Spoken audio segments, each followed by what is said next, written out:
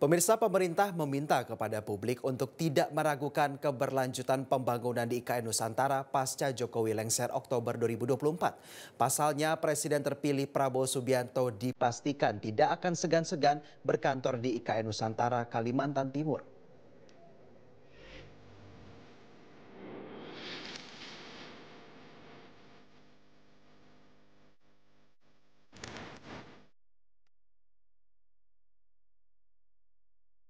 Pemerintah menyatakan bahwa Presiden Jokowi tak hanya akan menjadi satu-satunya presiden yang akan berkantor di Ibu Kota Nusantara, Kalimantan Timur.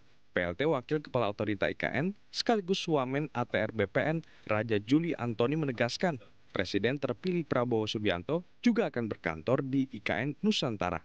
Menurut Raja Juli, hal ini menjadi bentuk komitmen dari Prabowo Subianto dan Gibran Rakabuming Raka untuk melanjutkan apa yang sudah dibangun oleh Jokowi. Sementara bagi Menteri Basuki, keberlanjutan pembangunan IKN jadi harapan dirinya sebagai warga negara kepada Prabowo Subianto. Presiden terpilih kayaknya akan mau berkantor di sini nggak nih, Pak?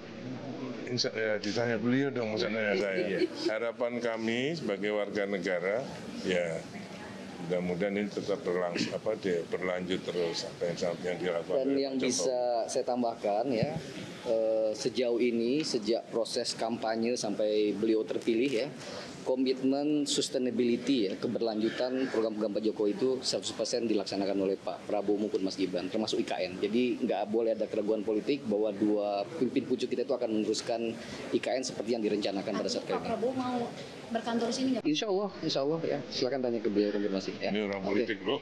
Ya, oke. Politik ini.